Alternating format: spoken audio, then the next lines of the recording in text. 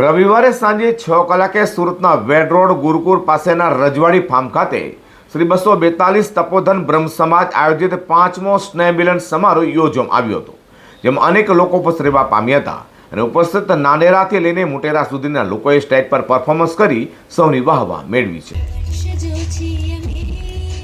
શ્રી 242 તપોધન બ્રહ્મ સમાજ આયોજિત 5મો સ્નેહ મિલન સમારોહ 2026 સાથે આજે ભગવાન પરશુરામની જન્મ જયંતિ હોય ત્યારે સુરત શહેરના વેડ રોડ ગુરુકુળ પાસેના રજવાડી ફાર્મમાં 242 તપોધન બ્રહ્મ સમાજનો 5મો સ્નેહ મિલન સમારોહ યોજવામાં આવ્યો હતો.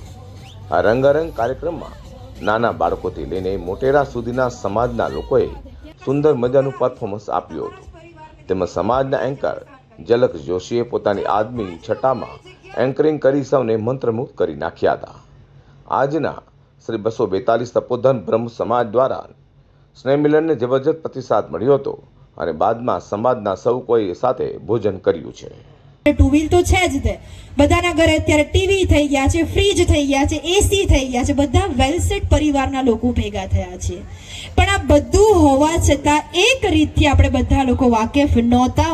તમને ખબર છે પરશુરામ જયંતિ છે ને, સોશિયલ મીડિયા ઉપર તમે જ્યાં પણ સ્ક્રોલ કરો ને ત્યાં દરેક જગ્યાએ કહેવાય કે બ્રાહ્મણ શું છે, ભૂદેવ કીધા છે, પૃથ્વી ઉપરનો હાલતો ચાલતો દેવ એટલે બ્રાહ્મણ. અને બ્રાહ્મણ બધા આજે આ હોલની અંદર, આ ફાર્મની અંદર ભેગા થયા છે.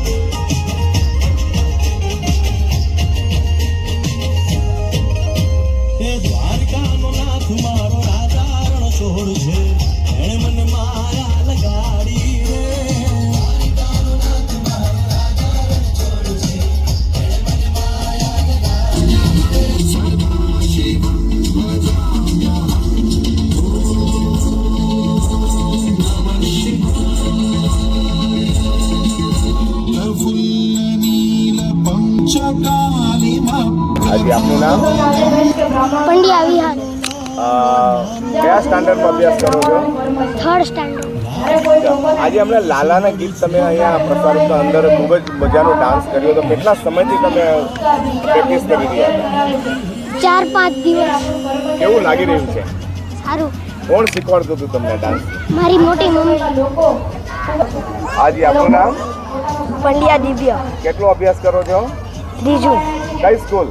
સ્પીકર વિદ્યાસંસ્થા. લાલાના ફિલ્મ માટેનું અચાનક તમે જે અહીંયા ડાન્સ કર્યો કેવું લાગ્યું છે? સારું લાગે છે. કેટલા દિવસથી પ્રેક્ટિસ હતી? શનિવારે 4-5 દિવસથી અમે પ્રેક્ટિસ કરી. અને આમ જ્યારે તમને ડર લાગ્યો? આજે આપનું નામ? પંડ્યા રુદ્ર ધવલકુમાર. શું કામકાજ કરો છો? અભ્યાસ કરો છો? કયા સ્ટાન્ડર્ડમાં છો? 7th. અત્યારે કૃષ્ણ ભગવાનની અત્યારે ભૂમિકામાં છો, શું કહો છો લાલા માટે? લાલા મૂવી એક મસ્ત મૂવી હતું, તેનું સોંગ એ તે બહુ ગર્વ થાય. અને જે શ્રી કૃષ્ણ ભગવાનનું પ્રિય સોંગ. આજે આપનું નામ? નિર્વિક ધવલભાઈ પંડ્યા. કયા સ્ટાન્ડર્ડમાં છો? 2nd. આજે મોટા થઈને શું બનવા માંગો છો? ડોક્ટર. ડોક્ટર?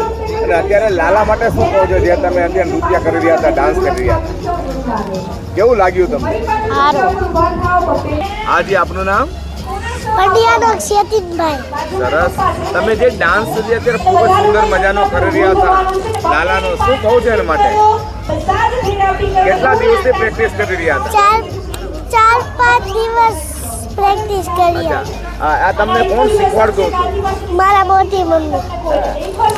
નમસ્કાર દર્શક મિત્રો, 242 તપોધન બ્રહ્મ સમાજનો 5મો સ્નેહમિલન કાર્યક્રમ અત્યારે રજવાડી ફાર્મ ખાતે રાખવામાં આવ્યો છે. ખૂબ જ મોટી સંખ્યામાં અત્યારે સમાજના ભાઈઓ બહેનો નાનેરાથી લઈને મોટેરા સુધીના અહીંયા લોકો ઉપસ્થિત થયા છે. સ્ટેજ ઉપર પરફોર્મન્સ પણ ખૂબ જ સુંદર કર્યું હતું અને ખાસ કરીને સ્ટેજ ઉપર જે એન્કરિંગ કરી રહ્યા હતા એ ઝલક જોશી, આપણે તેમને મળી. એન્કરિંગ કરવું કોઈ સહેલી વાત નથી. તમે અહીંયા સ્ટેજ ઉપર આવો તો પગ ધ્રુજવા માંડે છે. ત્યારે આવો આપણે મળીએ ઝલક જોશીને.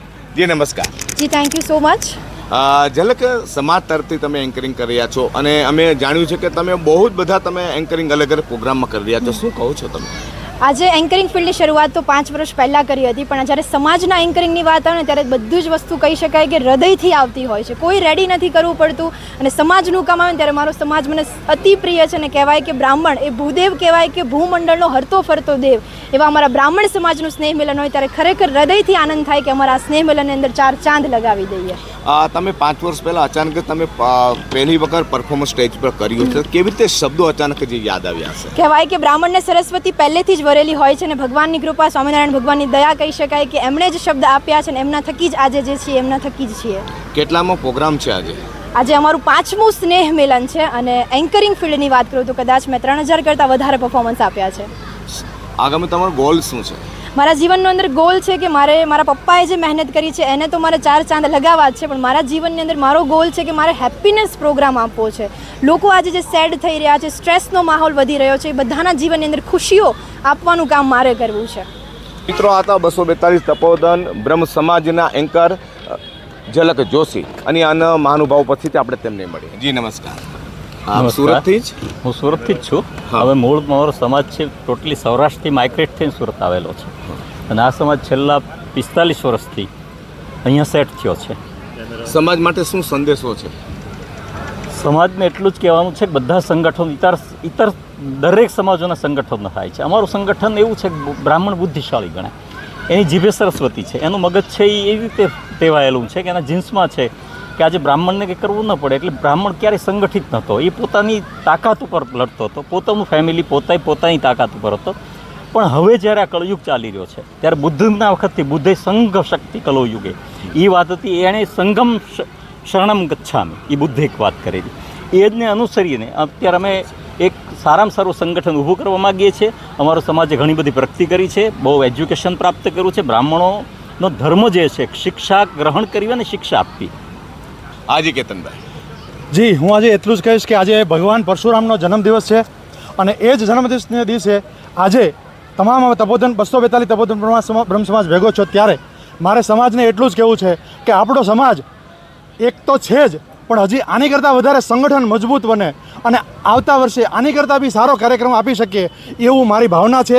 અને આપણે બધા એક થઈને રહી અને સુરતની અંદર આપણો સમાજ કાંઈક નવું કરી બતાવે એટલે ગુજરાતની અંદર આપણા તમામ સમાજને એક શીખ મળે કે નહીં, સુરતની અંદર તપોધન બ્રહ્મ સમાજ આટલો બધો એકમેક થઈને રહે છે તો બીજા લોકોને, બીજા શહેરના લોકોને આપણા થકી કાંઈક પ્રેરણા મળે એવું હું ઈચ્છું છું.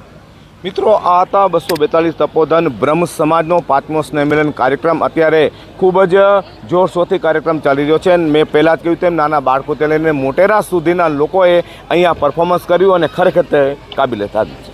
જી ટનપન ચેનલ માટે હું પ્રકાશ પાડા, કેમેરા વિજય મકવાણા સાથે સુરત.